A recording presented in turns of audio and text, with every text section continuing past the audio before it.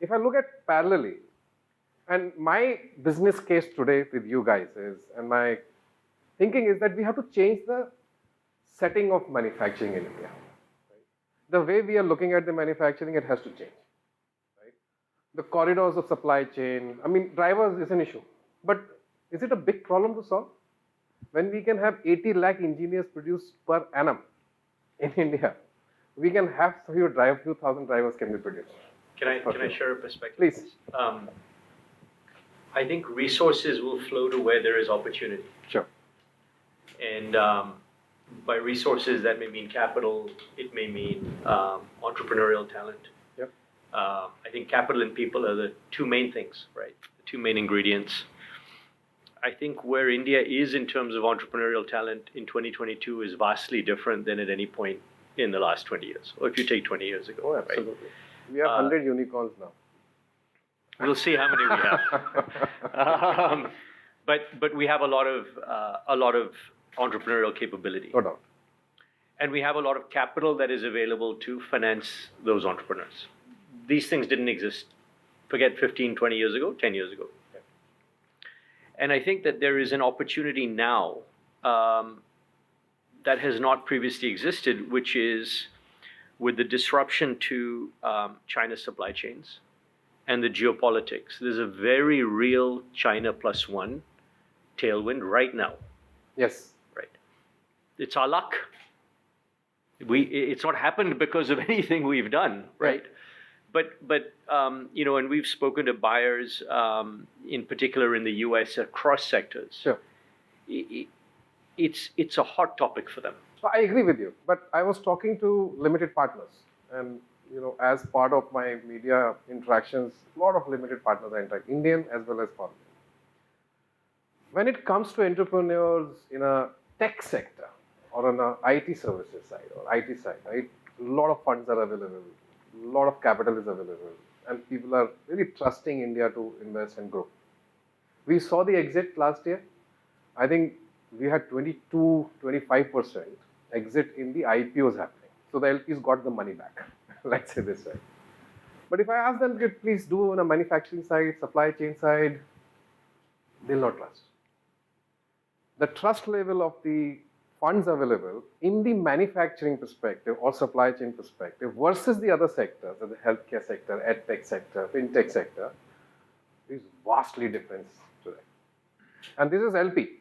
LP will flow to GP, GPs flow to VCs, and then we see this how money flows. The funds of funds are created. So I think there is a level of trust from a quality perspective. There is a level of trust perspective saying that are we going to create finished products which are global at a quality level? I'll share my perspective Please. On this. I think that the opportunity will be in building organizing layers, right?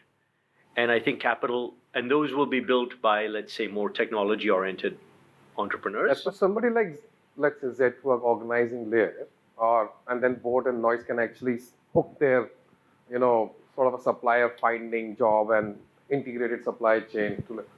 Your views. Am I speaking on your behalf? I don't want to. No. We totally agree. I mean, that's the thesis of our business.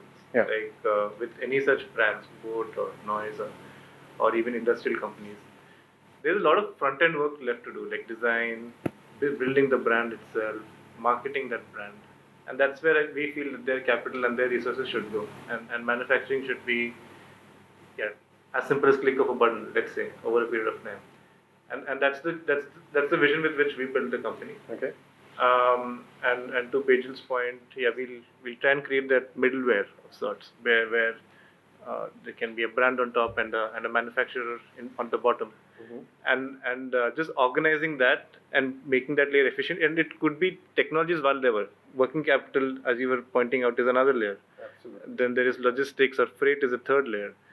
All of these things are broken. As Sir was mentioning, when you isolate each of these points, you'll see a lot of opportunity, and then when you aggregate it total, you'll see why we are not fulfilling our full potential. And I feel there's a lot of opportunity for companies like us and more companies and entrepreneurs. Innovation is linked with technology, but technology is is a very different type of technology. One is a IT based technology. You have systems of records and analytics and so and so. But manufacturing execution systems are very different. Right? PLM systems are very different. Right? Your product innovations and product manufacturing and design is a very different, right? The level of investment required from this to OT, which is operational technology, is huge change. Decision making in manufacturing will not be driven by technology. The disruption for the first time, for example, the entire business approach is changing globally. We were discussing 10 years back, produce wherever it is cheapest and sell wherever it is, you can sell best. Today, everybody globally talking about China plus one, somebody said. That's the kind of a approach in the change in the business has come in. And I think that's offering us an opportunity. As Vaibhav rightly said, we may not replicate it, but we should learn from it. We don't need to learn from any other country, guys, frankly speaking. We need to learn it from our own country, from our own different sectors as well. And then come together. So personally, I have no doubt that the whole resilience in supply chain management is bound to come.